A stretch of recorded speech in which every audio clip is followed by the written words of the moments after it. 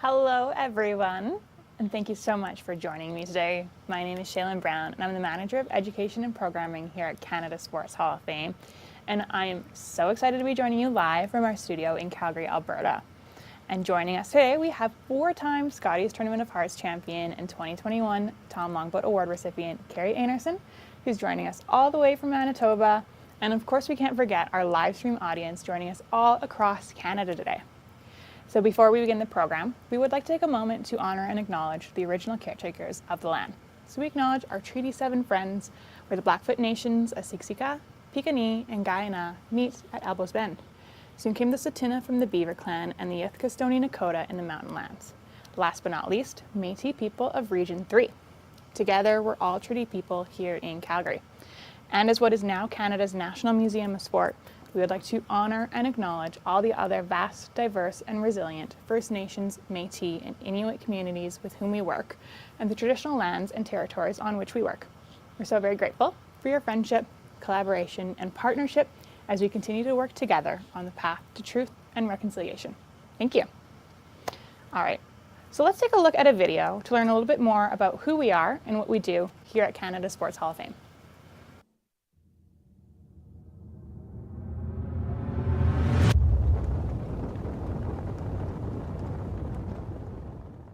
August 24th, 1955, a special day for Canadians. Marked by a symbolic lighting of a flame, Canada's Sports Hall of Fame opens in Stanley Barracks at the CNE grounds in Toronto, bringing to Canadians pieces of our nation's sporting history. Outstanding, unbelievable! Victory in Cumberland! And it is Northern Dancer that wins it by a net. A red letter day in Salt Lake City! Greatest night of our life! Quelle descente de Bilodeau avec un tas de canon 23-17 pour Alexandre Bilodeau! We celebrate great moments. Katrina LeMay down the goal! World record for Donovan Bailey and a gold medal! We cherish and preserve our past. Here's another shot, right by the score! And he's done it! Nobody in the whole country believes she can do it. She did it. Will it be a world record? Our rich sporting history Yes! inspires new generations to embrace their dreams. We are surrounded by Canada's best. Let their stories, their achievements, and their pride inspire your dreams. We are Canada's Sports Hall of Fame.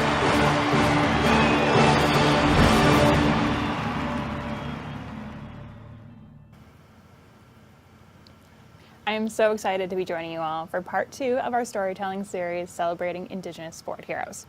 So to honor National Indigenous History Month, we are celebrating the remarkable stories of Indigenous Order Sport recipients and Hall of Famers, as well as Tom Longboat Award winners.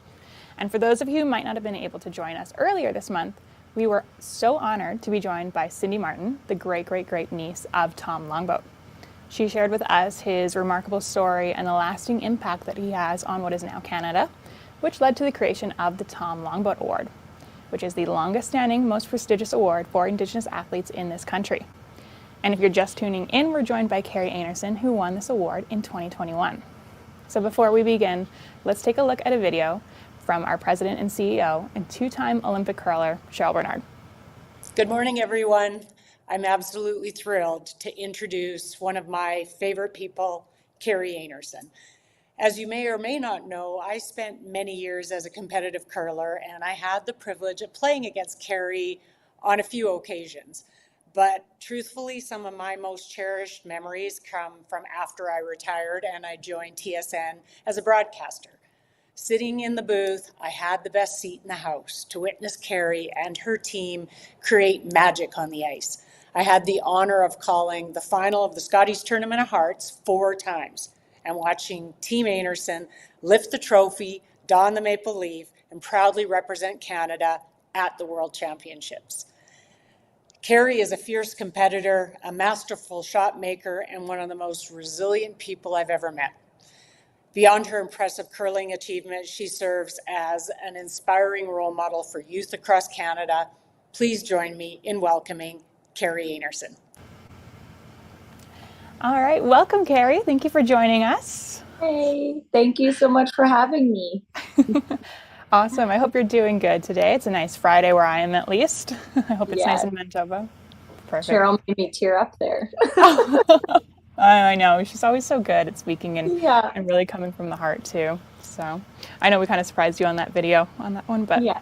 it's always nice to hear from someone. All right. So, as we mentioned before, Kerri, you're a recipient of the 2021 Tom Longboat Award. Do you want to elaborate a little bit on what this award means to you? Yes, I was nominated for the Tom Longboat Award in 2021. I was absolutely honored when I received this award. It was absolutely amazing feeling to be among so many talented Indigenous athletes.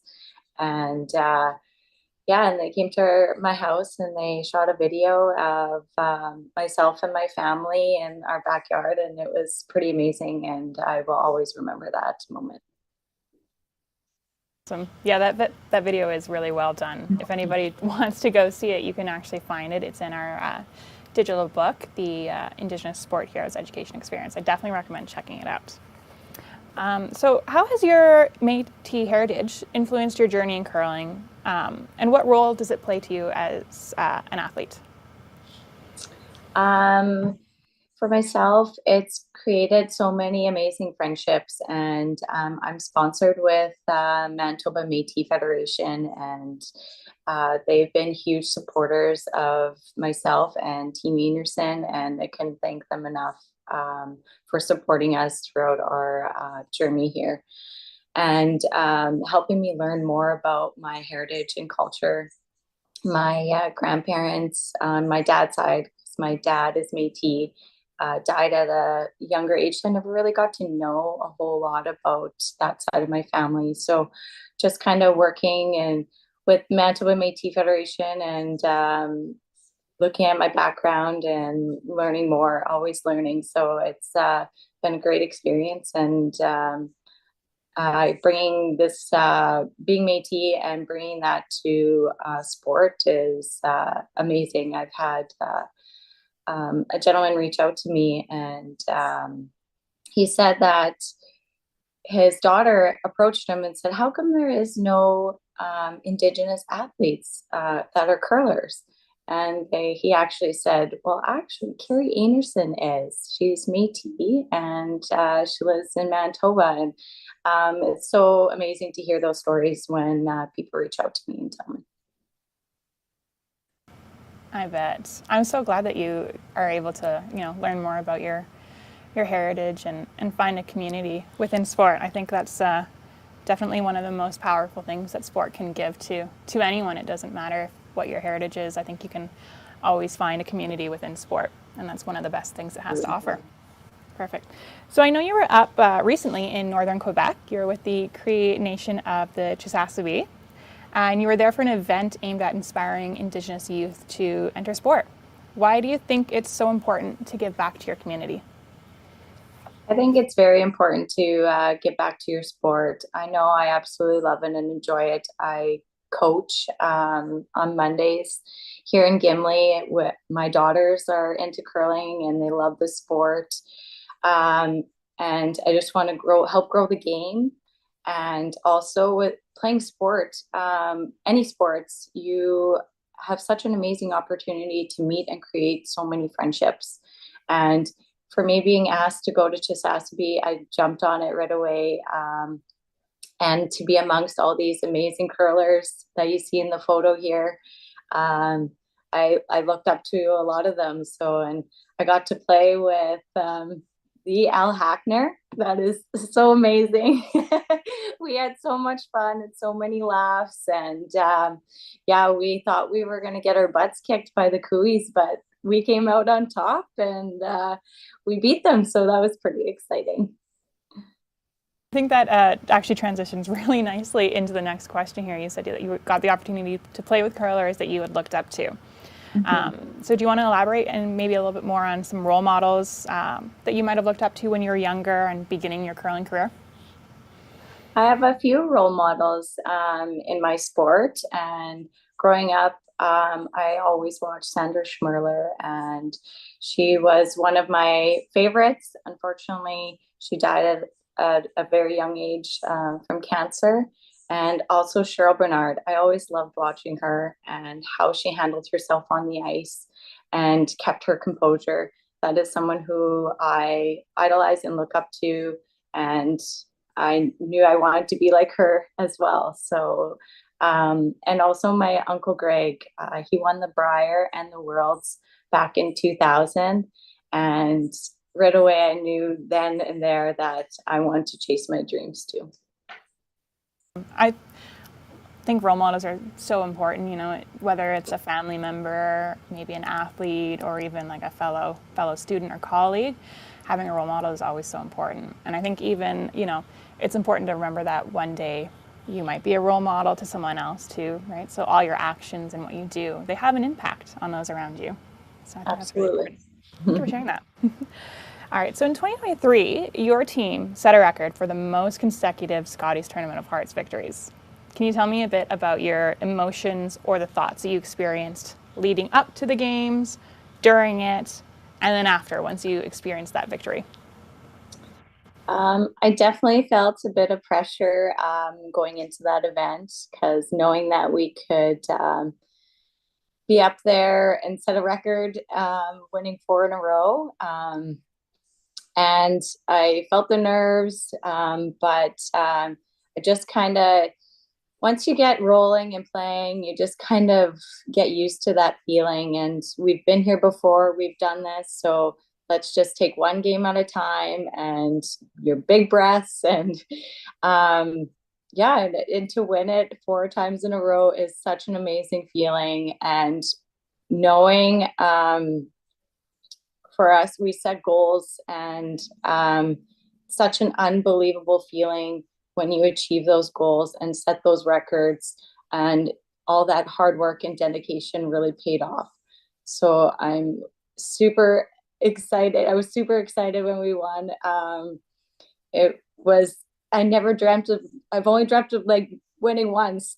4 in a row is pretty amazing. So my team and I, we're so honored to be able to represent Canada 4 times in a row. That's amazing. I bet you it felt probably like this weight off your shoulder after it, right? You 4 times. Absolutely. So yeah, I know you. We took a big breath afterwards. Oh my God, thank God. But it's such an exciting and such a rush, and knowing after you win, it's just such an amazing feeling, and seeing all your family and friends in the stands. It's pretty special.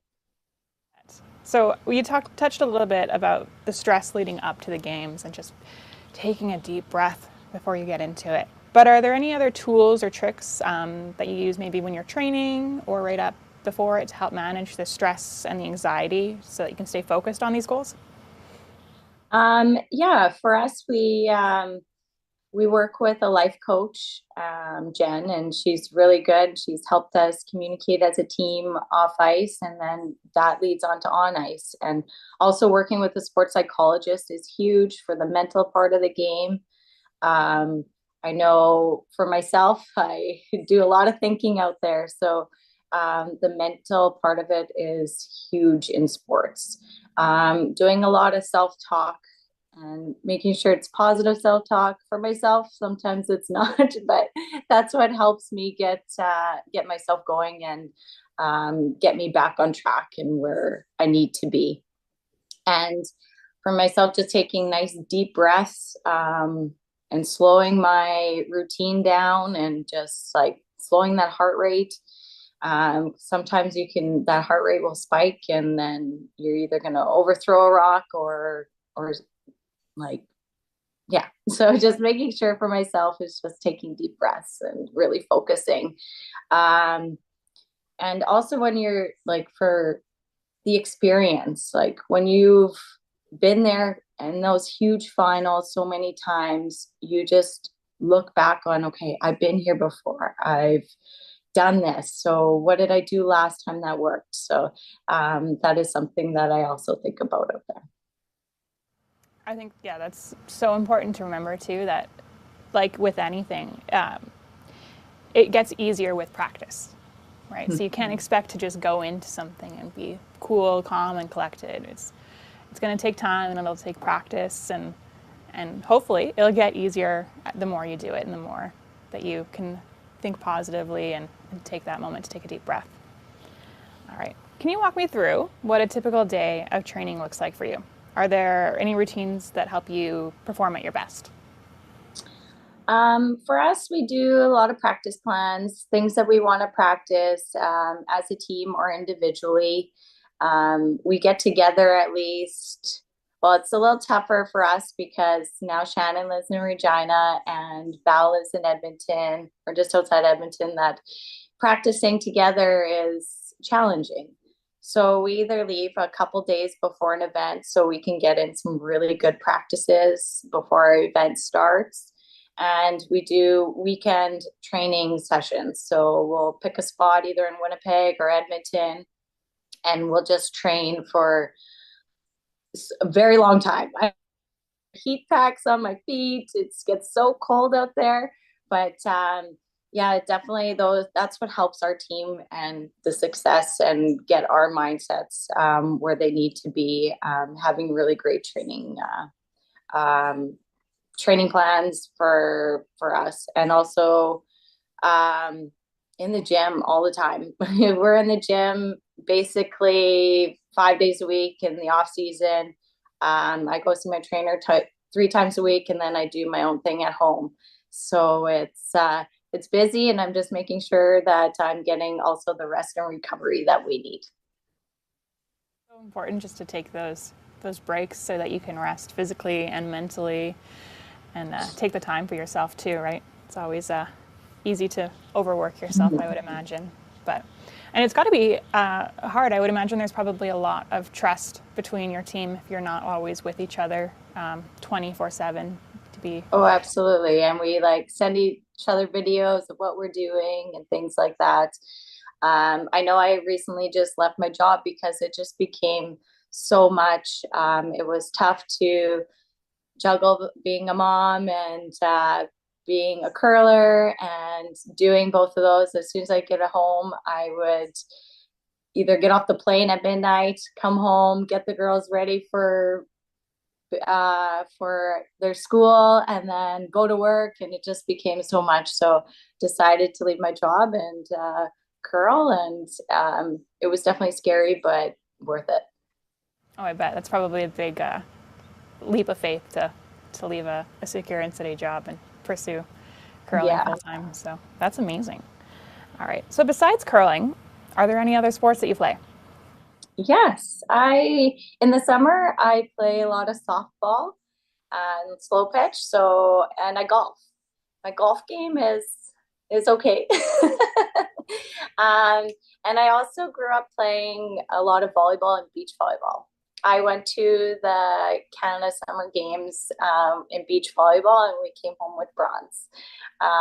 It was a sport that I absolutely loved growing up, and and then those are my only sports that I play in my downtime. No, I think that's good. That seems like a good variety, though. I think it's always important to keep yourself well-rounded, and you never know, too, skills that you learn in one sport might help you out in another or lead to a new path. So it's great to hear that you have lots of activities and things to keep you busy. So, all right, we're going to go to our last formal question here. So what advice would you give to your younger self? I would say remove any doubt. Doubt is what stops people from continuing towards your dreams. It's kind of that cognitive reframing or positive self-talk, right? We also we talk about it in one of our other programs. It's called Follow Your Dreams, but it's this idea that you take the word impossible, and if you break it into 2 words, I'm possible, right? So it's just changing that tone of thought. So awesome. Thank you for that advice. I think it's great. Yes. So we're going to move now into our artifact session. So we have a couple of your artifacts here, and we're going to start with your Team Canada jacket from 2022. So this jacket, it features Indigenous symbols alongside the Canadian maple leaf, and the jacket was designed by Two-Spirit Anishinaabe artist Patrick Hunter and longtime uniform designer Kevin Hury. So the move to include Indigenous designs was inspired by Call to Action number 83, which calls upon collaboration among Indigenous and non-Indigenous artists. So we're going to take a look at some of the symbolism within this jacket. So on the front, and it might be a little bit hard to see, but there's actually 7 trees. So these 7 trees were inspired by the forests in Red Lake, Ontario. They represent the 7 grandfather teachings that are sacred to Anishinaabe people, which is love, humility, wisdom, bravery, honesty, truth, and respect. Then on the sides of the jacket, there's some eagle feathers. So there's 4 of them. So eagle feathers are revered in Anishinaabe and other First Nations cultures. And on this uniform, the 4 feathers join together to represent the united efforts of the 4 curling team members. And then on the sides of the jacket, kind of on the inside of the sleeve here, you can see braided sweetgrass woven with cedar, tobacco, and sage leaves. So these 4 sacred medicines are used by many Indigenous peoples to cleanse away difficult energy and encourage spiritual and personal strength. So this was chosen to provide as much positive energy as possible for the Canadian players as they compete on the international stage. And then finally, on the back of the jacket, you'll see the iconic maple leaf. But what makes this one so unique is that the lines in the leaf, they actually represent the Canadian spirit and the support of all Canadian athletes to take on the world. So I love this jacket. I think it has such great symbolism in it. And it's definitely symbolism that you wouldn't know unless you researched into it. And I love hearing about it. Is there anything that you think maybe we should know about this jacket, the texture of it, the feel? I know you also kind of mentioned to me earlier that you have different jackets depending on what you're playing. Yeah. So we have, this is one of my absolute favorite jackets as well. They wore these jackets at the Olympics. So when Jennifer Jones wanted to go to the Olympics, I was like, oh man, those are such beautiful jackets. And then, well, we won Worlds and I didn't realize that they were going to be, we won the Scotties again. And I didn't realize they were going to be these jackets, the same ones. And I was absolutely honored when we were able to represent Canada and wear these jackets. So we get a red jacket, and this is the black version of the jacket. And we get a white as well. So it's all depending on what color of rocks we're throwing. If we're throwing yellow rocks, we'll be wearing the white jackets. And if we're throwing red rocks, we get to choose between this jacket and the red ones. That's so cool. It's something I never learned. So it's always exciting to learn something new. All right, so let's move on to the next one here. And it's actually one that we have in the studio with us. So this is your 2020 Tournament of Hearts trophy. And what can you tell us about this trophy? Yes, so that is the smaller version of the big Scotties trophy. So these are the ones that we get to actually take home. They're quite heavy. And the 4 hearts assemble like the positions: lead, second, third, and skip. And yeah, I got 4 of those sitting at home collecting in my, I have little boxes that they sit in, and along with their, with the neck, or the, the medal we get, sorry. Awesome. And then you also have a necklace and ring as well, right? Yes. So this is the necklace. You have to zoom in here. So every time you win your province, you get a diamond on your necklace. And so if you win it the first time, you just get the necklace. And then the second time, you'll get a diamond. So then once it fills out, you get a bracelet after that. And when you win the Scotties, you get this ring. So the diamond gets bigger and bigger every time you win. and it only goes up to 4 times. So this is as big as it'll get, and then I'll be getting a bracelet as well. So yeah, that's the jewelry we get, and I love this jewelry and I wear it every single day. That's amazing. It's a nice little kind of goal to work towards. I know you're not supposed to, focus too much on medals and stuff like that, but it's a nice token that you can carry around with you as a reminder of what you've accomplished. So. Oh, absolutely. I know we, all of us female curlers, whenever we go to the Scotties, this is something that we cherish every time, and we enjoy getting those. Definitely something that has probably a lot of memories around it too, and then you can pass it on to your children later. And I know they're going to fight over this one, I guess. Yeah, I would imagine so. Nice big rock for 4 times. Yeah. Oh, that's amazing. All right, so we're going to move on into our Q&A from the audience now. So teachers or audience members, you might have got a link to submit some questions. If you haven't, you can also scan this QR code. It'll take you to a Padlet where you can submit some questions online, and we'll try and get through as many as we can.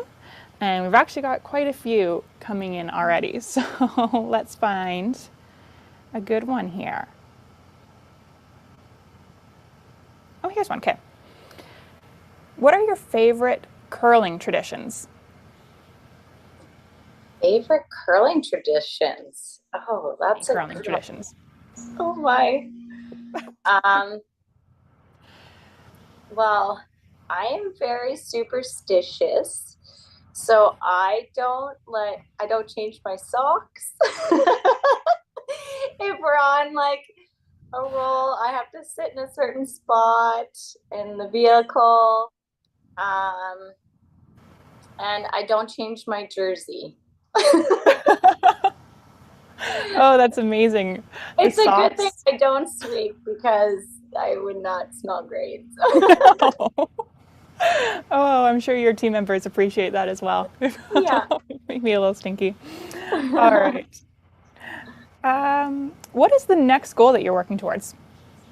Our next goal, we're working towards the trials, getting to the trials and going to the Olympics. So that is definitely what we've been working towards for the next year and a bit. Amazing. It's always good to have a goal that you can work towards and set your sights on, and then whether you accomplish it or not, it's such a great feeling. All right. And we definitely want to get back to Worlds again.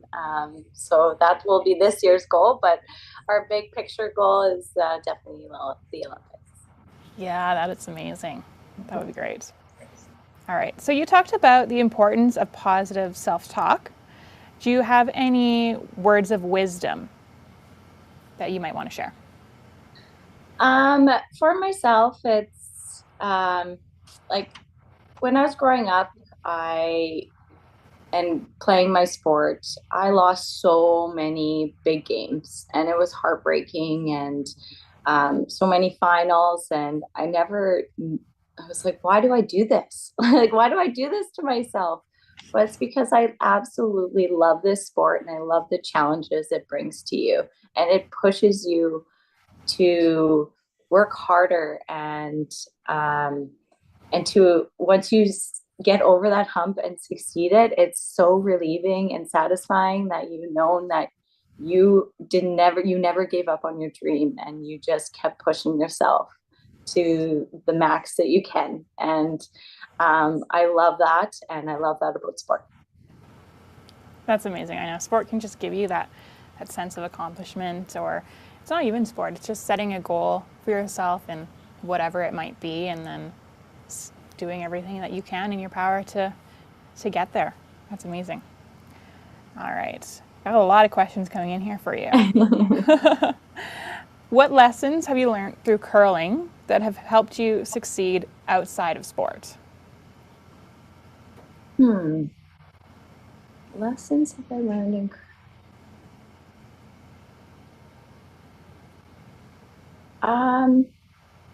patience. Patience for sure. That's Yeah. a good one. I was.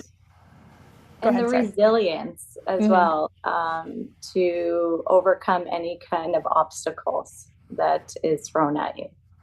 Yes, resilience is a huge one I think you can learn through sport. So it's just never giving up and keep trying, whether it's a new skill that you're learning. Sport definitely teaches resilience. That's a great one. All right. So did you always want to be a curler when you were younger, or was there something else you had dreamed about being? I've actually always wanted to be a curler. It's crazy. Like right from when I was 8 years old, I started curling, and I knew that this was a passion of mine, and I loved it. And I did want to be a veterinarian, but I knew that was a little out of reach for me.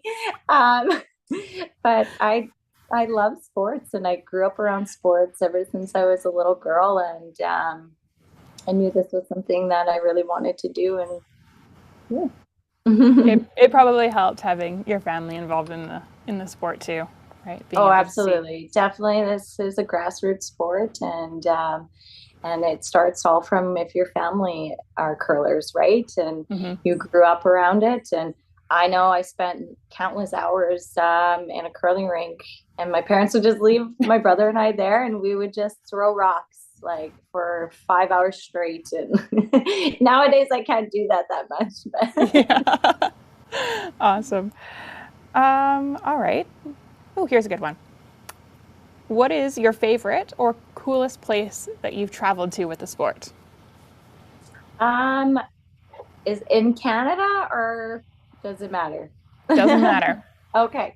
Well, I'll say for in Canada, I would definitely say Newfoundland. It's beautiful there. And in our downtime, we got to tour around. There's so much to do and see. And if I have to pick like overseas, we did go to Japan, and it's amazing there. It's super busy, chaotic, but it's amazing place as well.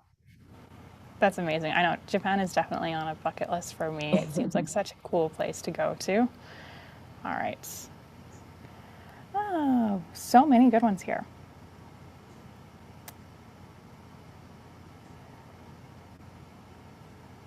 What would you say is your biggest achievement so far? Biggest achievement?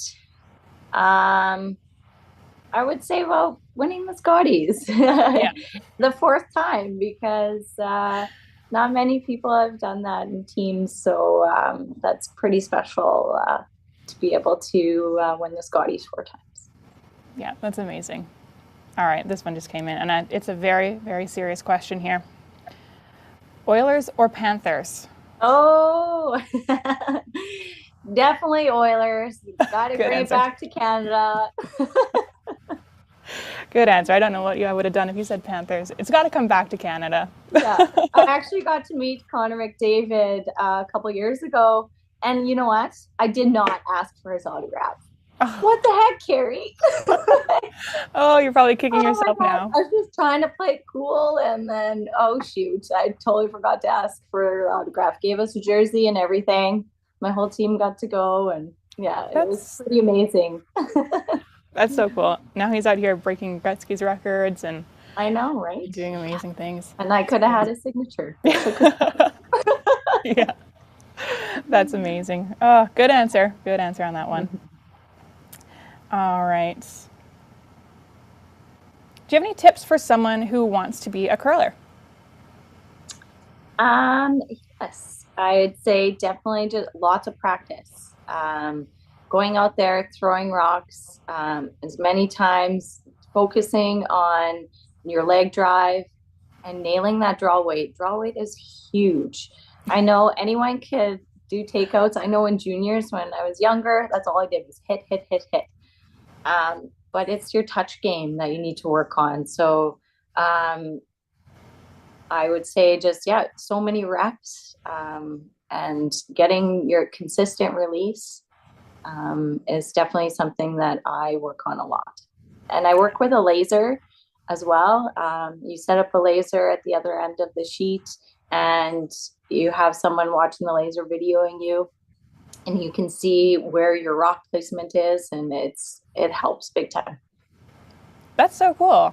It's crazy what like technology can do to help you now. It's definitely something that wasn't there before, and being able to utilize it is probably such a cool learning experience. And that. So, how long does the Scotties tournament last? It's usually about almost, I'd say, just over a week. It's a long time. Yeah. How do you stay focused through that for a week? That's a long time to be kind of in the zone and in that mindset.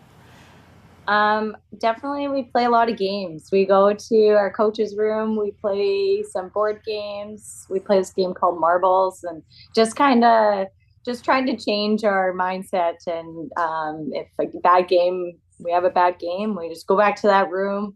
We'll play game, marbles, have a good talk, good laugh, and that's kind of just how we get rid of that game. Yeah, probably just being able to step back from that pressure and give yourself a moment to relax and enjoy being with your team is definitely, I would imagine, pretty important to be able to do. All right. Absolutely.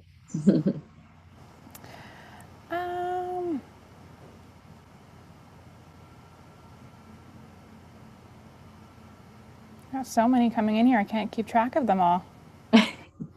How long have you been playing for?